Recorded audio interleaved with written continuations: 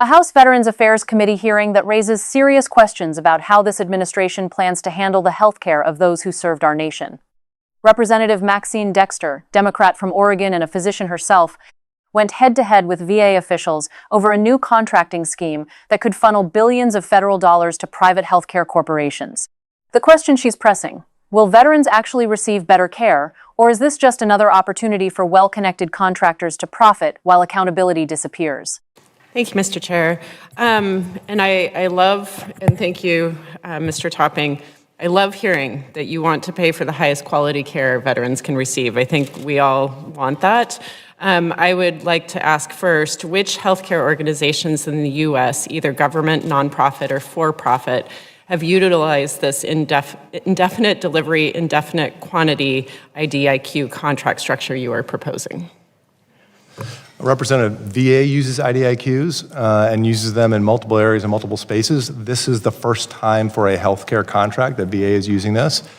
This is used outside of our agency and other parts of government as well too.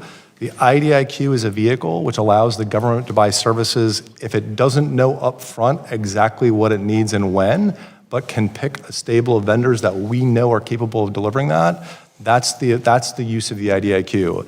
The model of an IDIQ is not new to VA, not new to government. And I do want to get through a lot of questions, so I appreciate that. But I think I understand it's not new, but I think that we all have concerns with some of those well-vetted vendors that there have been misuse of federal dollars that should have been taking care of veterans and may have been misbuilt, let's say. So for our committee to do effective oversight, I would like to see a list after this hearing of those entities and any market research VA has conducted on those organizations that we are considering using this contract. And based on your testimony, it seems contractors alone will propose and pilot alternative payment models to test on the veteran population. How does the VA plan to evaluate these care models, especially related to quality outcomes when they are being offered outside the direct care system? VA will make the determination on which models we use. So VA will drive this, VA will make the ultimate decision. What we do want to do, and again, this goes back to the IDIQ vehicle, is we want different vendors with different capabilities, and they'll be regional, we understand that. We want these vendor partners to come in and make proposals based on what they have used and what has been successful in their network, in their areas. Those will be different in different parts of the country. What we're going to be able to do in terms of value-based care in the upper Midwest, largely rural, where you've got potentially limited providers, versus what we could do in Metro DC, very different. That's why we want them to bring the proposals, but we will make the decision.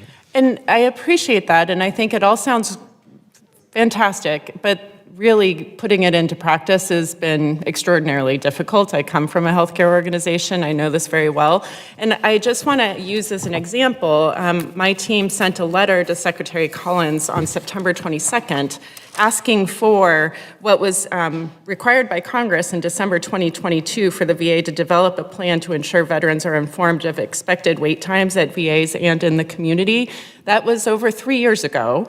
We asked for that information, and our team has been reminding folks weekly since September that we are waiting for that information and still have not gotten an answer to that. I find it hard to believe that we are still waiting for just how long does it take for a veteran to get an appointment in the community over 3 years from when Congress said it should be so, that we actually have the capacity to have appropriate oversight and transparency for outcomes for our veterans if we can't even tell when they are getting appointments.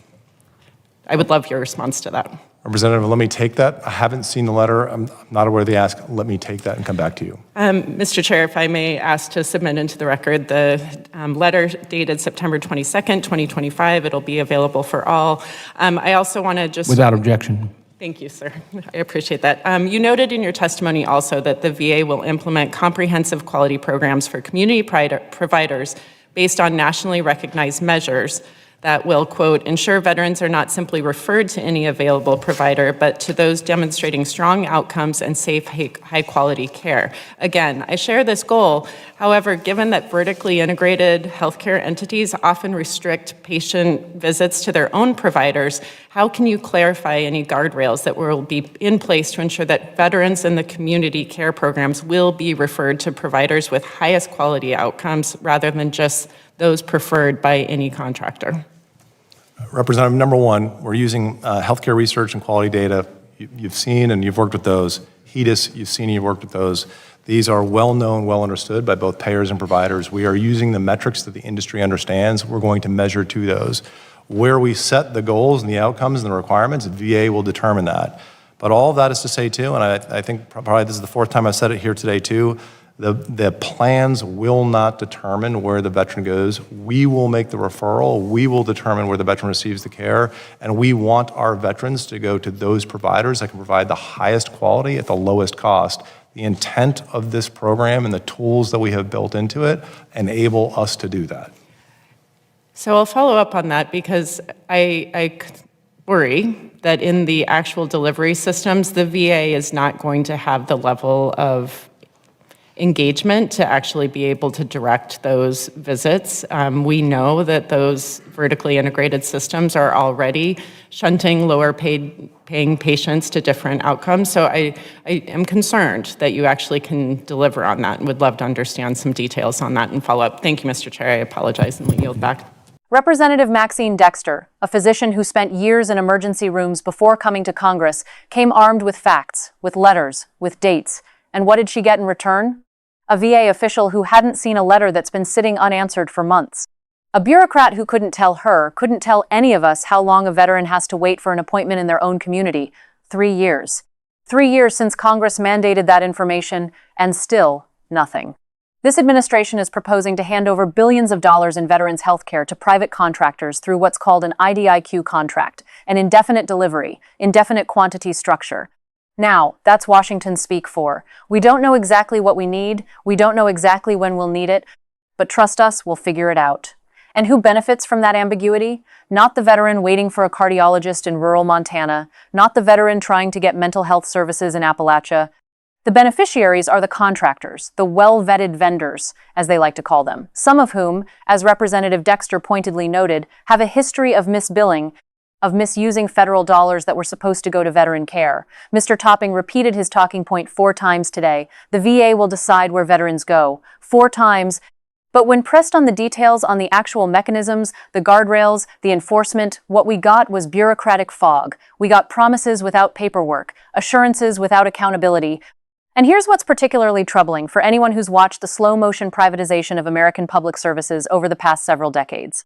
Vertically integrated healthcare systems, these massive corporate entities have a documented pattern of steering patients toward their own providers, regardless of quality outcomes.